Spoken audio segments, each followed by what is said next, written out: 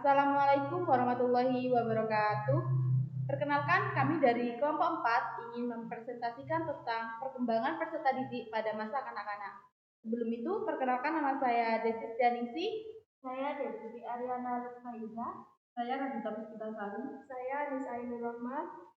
Pada bab kali ini kita akan membahas yaitu yang A yaitu pengertian perkembangan peserta didik pada masa kanak-kanak. Yang B, aspek-aspek utama perkembangan peserta didik pada masa kanak-kanak. Yang C, faktor-faktor yang mempengaruhi perkembangan peserta didik pada masa kanak-kanak. Dan yang terakhir yaitu yang D, peran orang tua dan didik untuk perkembangan peserta didik. A. Pengertian peserta didik pada masa kanak-kanak. Masa kanak-kanak merupakan periode penting dalam perkembangan manusia, di mana anak mengalami pertumbuhan dan perubahan yang pesat di berbagai aspek, termasuk fisik, kognitif, sosial, dan emosional. B. Aspek-aspek utama perkembangan peserta didik pada masa kanak-kanak. Yang pertama yaitu perkembangan fisik. Pertumbuhan, terjadi peningkatan pesat dalam tinggi badan, berat badan, dan proporsi tubuh. Yang B. Keterampilan motorik yaitu keterampilan motorik kasar, berlari, melompat, dan halus yaitu menggambar, menulis, terus berkembang.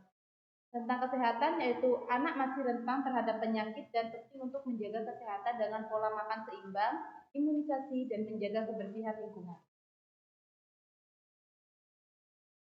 Yang kedua, perkembangan kognitif, kemampuan berpikir, seperti meningkatkan kemampuan berpikir logis, abstrak, dan pemecah masalah.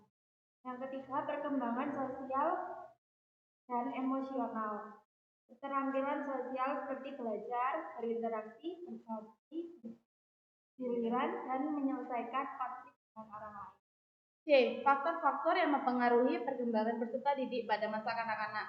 1. Faktor internal. Yang pertama yaitu ada genetik.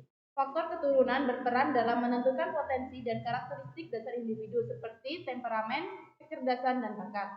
Yang kedua, kesehatan fisik. Kondisi kesehatan fisik yang baik termasuk asupan gizi yang seimbang, tidur yang cukup, dan aktivitas fisik yang teratur merupakan dasar penting bagi perkembangan optimal di semua aspek. Yang ketiga yaitu kesehatan mental. Kesehatan mental yang stabil, bebas dari stres dan kecemasan, memungkinkan anak untuk belajar dan berkembang dengan optimal. Dan yang terakhir yaitu gaya belajar. Tiap anak memiliki gaya belajar yang berbeda, seperti visual, auditory, atau kinestetik. Memahami gaya belajar anak dapat membantu pendidik dan orang tua dalam memberikan stimulasi dan pembelajaran yang cepat. 2. Faktor eksternal. Lingkungan keluarga, pola asuh yang positif, penuh kasih sayang, orang tua dan anggota keluarga lainnya merupakan faktor penting bagi pertumbuhan anak. Lingkungan sekolah, lingkungan belajar yang kondusif, aman, nyaman, dan stimulatif, serta guru yang kompeten dan peduli dapat mendorong anak-anak belajar dan berkembang secara optimal. Lingkungan sosial, interaksi positif dengan teman sebaya dan komunitas dapat membantu anak mengembangkan keterampilan sosial, emosional, dan komunikasi. Stimulasi lingkungan, paparan terhadap berbagai pengalaman dan stimulasi seperti buku, mainan, musik, dan kegiatan kreatif dapat mendukung perkembangan kognitif, bahasa, dan motorik anak.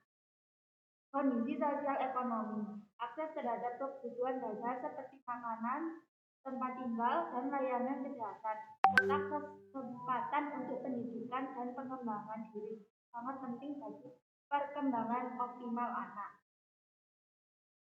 Yang D yaitu peran orang tua dan pendidik untuk perkembangan peserta didik pada masa kanak-kanak.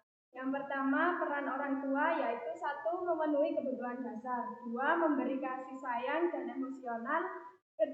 Menjadi role model atau teladan yang baik bagi anak, 4. Menyediakan stimulasi dan pengalaman belajar, 5.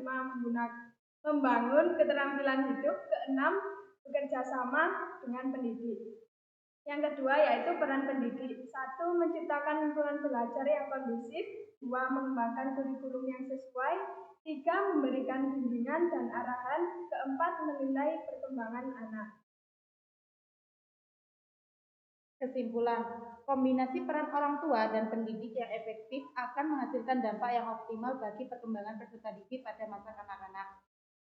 Dengan saling melengkapi dan mendukung, orang tua dan pendidik dapat membantu anak-anak mencapai potensi penuh mereka dan menjadi individu yang cerdas, sehat, dan berkarakter baik.